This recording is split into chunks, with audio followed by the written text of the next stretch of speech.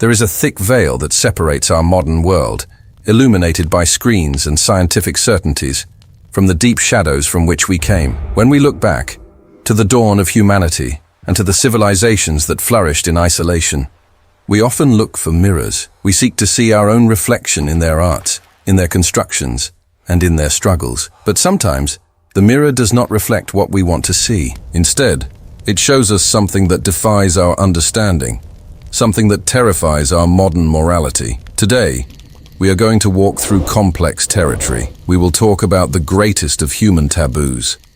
We will understand how and why cannibalism existed as a structural institution in various primitive and ancestral societies, and more importantly, we will unravel the mystery of its fall. How did these practices, once considered sacred, necessary, or fundamental to the functioning of a people, crumble and disappear almost entirely from the face of the earth? To understand the fall, we must first strip our minds of Hollywood prejudice. Forget the monsters of horror movies. Forget pure, gratuitous evil. The real story is much more tragic, much more human, and infinitely more fascinating. The consumption of human flesh over millennia was rarely an act of isolated madness. In the vast majority of times it was practiced institutionally. It answered to three relentless forces: extreme necessity, psychological warfare, and, the most powerful of all, spiritual duty. Our journey begins in the dense jungles and volcanic plateaus of Mesoamerica. When we speak of the Aztec Empire, we speak of a civilization of undeniable splendor. They built Tenochtitlan, a floating metropolis that rivaled the greatest European capitals of the time in size and cleanliness. They had precise calendars, enviable hydraulic engineering, and melancholic, beautiful poetry. But at the heart of their society, a terrifying belief pulsed: the blood debt. For the Aztecs, and many Mesoamerican peoples who preceded them, the universe was not a static place. It was a colossal and fragile machine, which required constant fuel to keep functioning.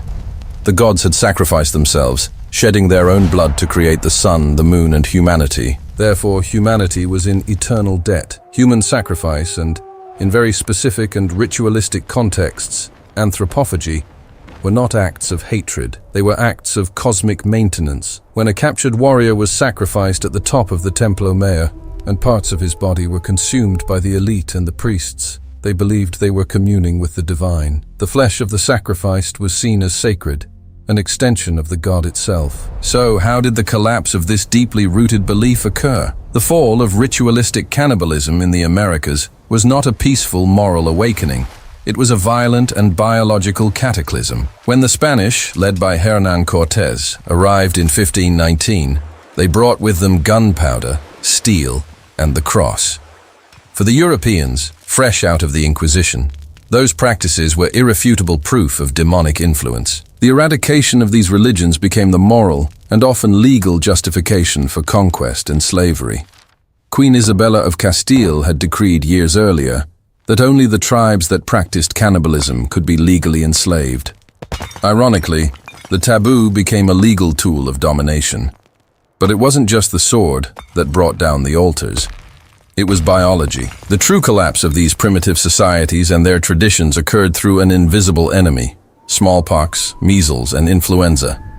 The microbial shock decimated up to 90% of the native population in some regions over a century. When your families die by the dozens, when the priests perish, and when the gods remain silent even in the face of countless sacrifices, the structure of belief collapses. Mesoamerican cannibalism did not disappear because the natives were convinced they were wrong.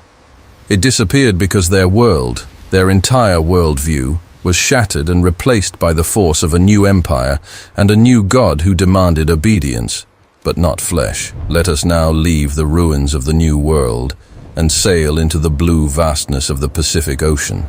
Here, scattered like stars in a liquid sky, are the islands of Polynesia and Melanesia. During the 18th and 19th centuries, European sailors whispered a name with dread: the Fiji Islands. They were known on nautical charts as the Cannibal Isles. The dynamics here were radically different from Mesoamerica. In Fiji and neighboring regions, the sea was plentiful and the land was fertile.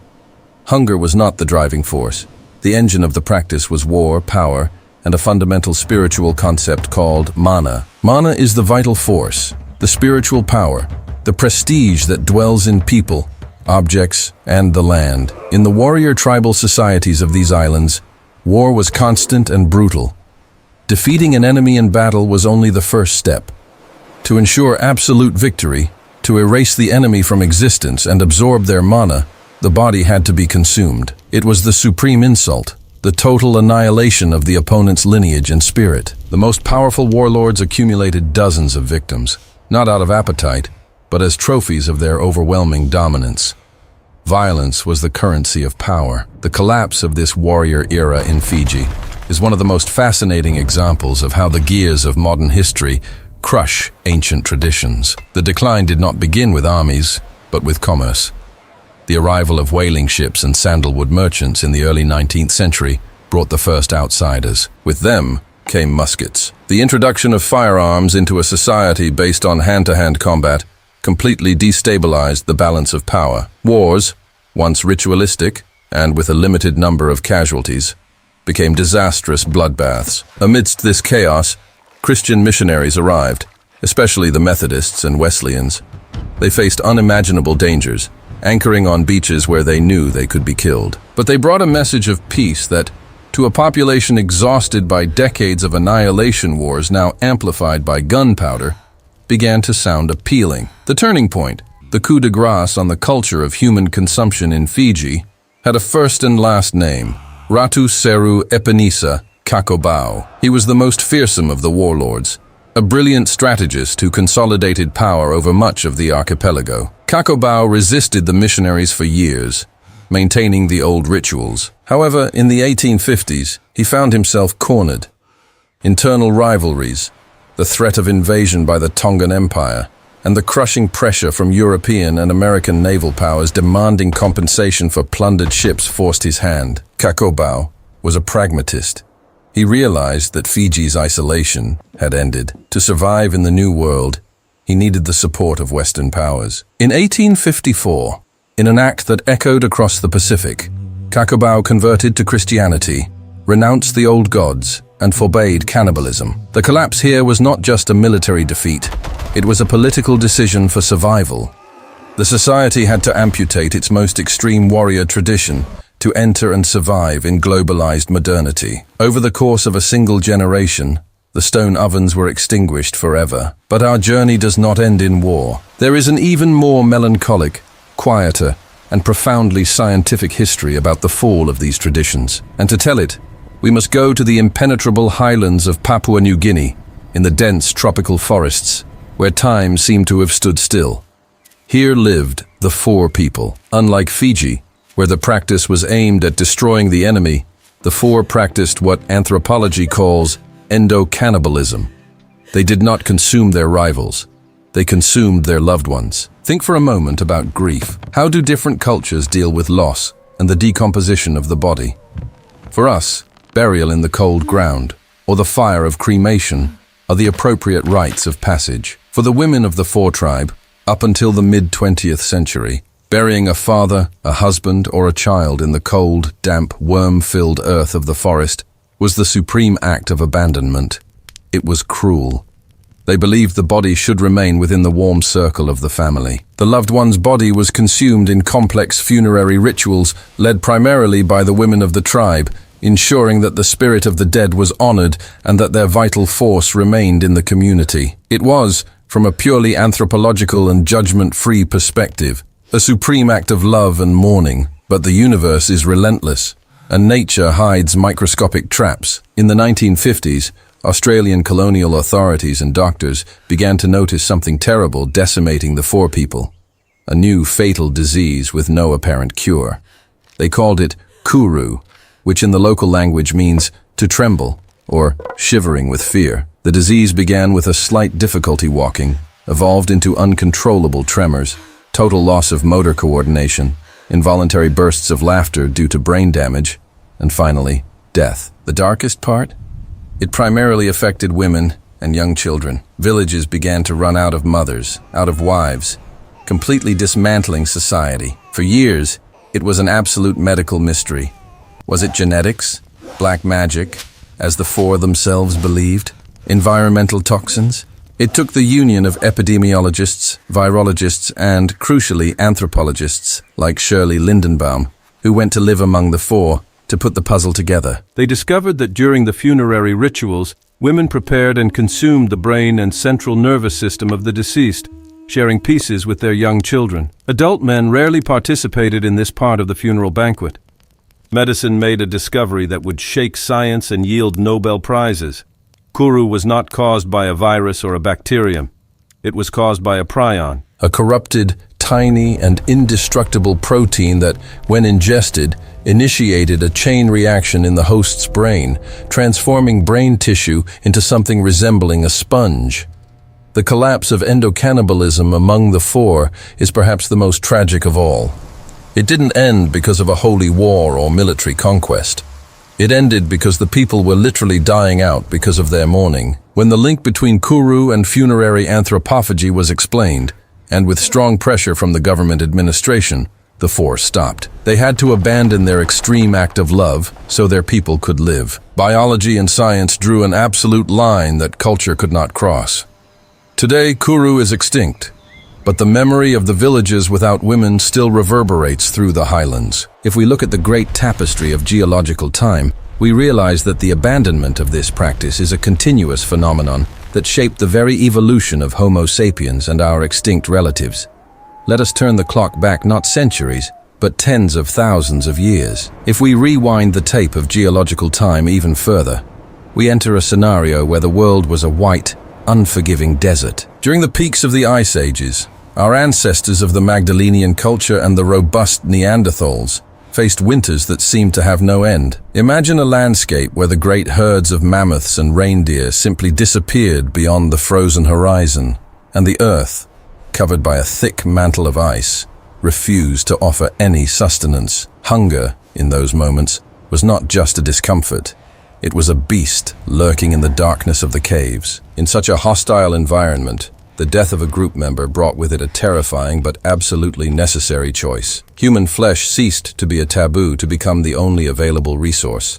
The thin, fragile line that separated the continuation of the tribe from its silent, forgotten end in the snow. The evidence of this brutal and ingenious past is etched in stone and bone. In the shadowy depths of Gough's Cave in England, archaeologists unearthed a macabre time capsule dating back almost 15,000 years. There they discovered human remains that tell a story of anatomical precision and extreme necessity. Long bones, such as femurs and tibias, were intentionally fractured and crushed. The main target was often not just the meat, but the marrow. Bone marrow extremely rich in calories and fats, a true nutritional treasure for those fighting the freezing cold. Even more revealing is the fact that these remains are marked unequivocally by flint tool grooves and human tooth impressions, proving that the dissection was methodical, efficient, and carried out by their own fellow tribesmen. However, what fascinates researchers most at Gough's Cave is that pure survival was already beginning to mix with the dawn of ritual. The skulls found there were not treated as mere leftovers of a desperate meal. They were handled with a care that suggests intention and reverence. The skin and facial muscles were meticulously scraped away. The bases were broken with calculated blows, and the sharp bone edges were deliberately sanded and polished. The result was perfect cups. For anthropology, this meticulous preparation indicates that the act of consuming and transforming the remains of the dead transcended biology. Drinking from these cranial vessels could be an ancestral way of keeping the deceased within the community, honoring their memory, or absorbing their vital force to ensure the group withstood the relentless fury of the Ice Age. Why did this collapse? Why are we no longer the creatures of the frozen caves? The answer is the innovation that changed the destiny of our planet. The agricultural revolution. As the ice retreated at the beginning of the Holocene, about 10,000 years ago, we began to tame the land. We domesticated wheat, corn, and rice. We domesticated the cow, the sheep, and the pig. Agriculture created food security, the surplus. With the silos full, starvation ceased to be a constant threat. The desperate need, the primal survival instinct that forced anthropophagy, was eradicated by the invention of the farm. By creating herds and crops, humanity could afford the luxury of revulsion. The taboo could be born and take root in our behavioral biology, simply because we no longer needed to consume our own, not to die. This evolution brings us to a fascinating question. The fall of the societies and tribes that maintained these practices was not an isolated event, but a global convergence of irresistible forces. The rise of the Axial Age, the period in which the world's great philosophical and religious systems were born, such as Buddhism, Zoroastrianism, the beginnings of Judaism, and later Christianity and Islam, brought a new understanding of the human body. The body ceased to be seen merely as a vehicle for magical forces or as a disposable shell, and came to be understood as a sacred temple, the dwelling place of the soul, or an immutable divine creation. Desecrating the body, even the enemy's body, became an offense not only social, but divine. Global interconnectivity did the rest of the work. From the age of discovery onwards, the seas ceased to be barriers and became highways. The world shrank. Different peoples were forced to interact, negotiate, and unfortunately, colonize. In these zones of constant cultural friction, practices considered extreme by the dominant powers were invariably crushed. The creation of modern nation-states depended on the monopoly of violence and the creation of universal laws based on shared morality. Cannibalism became the polar opposite of that morality. It was the anti-civilized, and so it was banished to the shadows, transformed into legend, into folklore, and finally, into history. The fall of the cannibal tribes and the collapse of their way of life mark one of the most monumental transitions in the human experience. It is the story of how we domesticated ourselves, of how we left behind the dark snows of the Ice Age, the wars of total annihilation for mana, the blood sacrifices under the Aztec sun, and the sad funerary banquets of the New Guinea jungles. We should not look at the past through a lens of arrogance or pure revulsion. These societies were not composed of monsters. They were people navigating incredibly harsh worlds, interpreting the will of the gods, facing the most painful grief, and dealing with the most terrifying hunger, using the intellectual and spiritual tools they had at their disposal at the time. Their history is a dark mirror, yes, but one that reflects the incredible resilience and the vast capacity for adaptation of the human spirit. By understanding the collapse of these primitive societies and the end of our greatest taboo, we gain a deep appreciation for the fragile and beautiful construction we call modern civilization. We are the heirs of this long and complex path. We built a world where human life gained intrinsic and non-negotiable value, a world where science replaces black magic in healing our pains, and where we honor our dead not by consuming them, but by keeping their memory alive. The ritual fires have gone out. The ancient chants were swallowed by the relentless winds of time. What remains today are only the echoes of this monumental transition. Secrets kept silently in fractured bones, in ruins swallowed by the jungle, and in the genetic memory of our own transformation. We look into the dense shadows from which we came. We recognize the trails marked by blood, necessity, and sacrifice.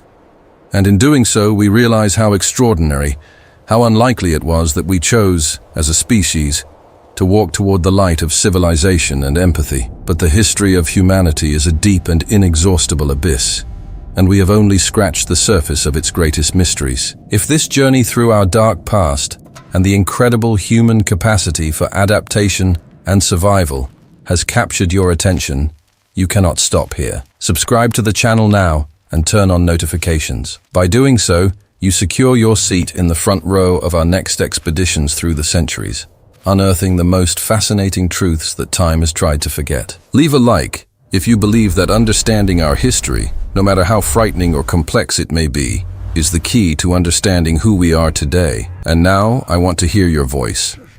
Which of these moments from our primitive past impressed you the most? Was it the brutal fight against extinction in the Ice Age, the collapse of the Aztec world, the spiritual wars of Fiji, or the sad biological irony in the forests of New Guinea?